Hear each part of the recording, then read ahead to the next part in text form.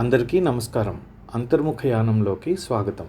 తనకు తానే సమస్య అయిన మనస్సు అనేక పనులు చేస్తుంది. ఉదాహరణకు గ్రహిస్తుంది, గమనిస్తుంది, గుర్తిస్తుంది.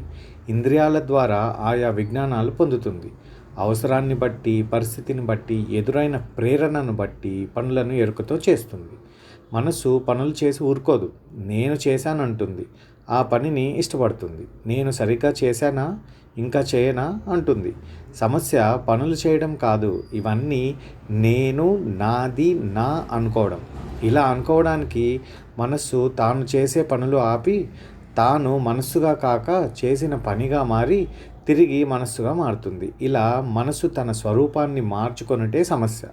ఎరుకను కోల్పోయి మారి పర్యవసానాలు ఎదుర్కొని దుఃఖించి తనకు తానే సమస్య అయింది.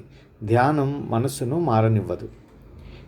ఈ విషయం షణ్ముఖానంద్ గారు రచించిన అంతర్ముఖయానం అనే పుస్తకంలోనిది.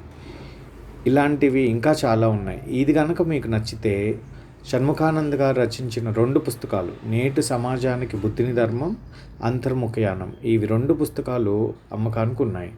కొనదలిచిన వారు 9848368290 ఈ నెంబర్కి కనుక కాల్ చేస్తే మీ పోస్టల్ అడ్రస్ ఇచ్చి పుస్తకానికి ₹240 ఫోన్పే కానీ జీపే కానీ చేస్తే మీకు నేను స్పీడ్ పోస్ట్ చేయగలను.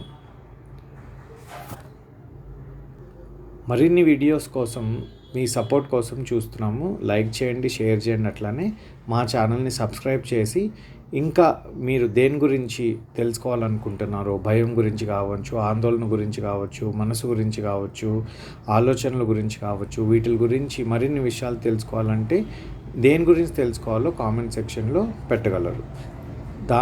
దానికి సంబంధించిన వీడియోస్ మేము చేయగలం. ధన్యవాదాలు.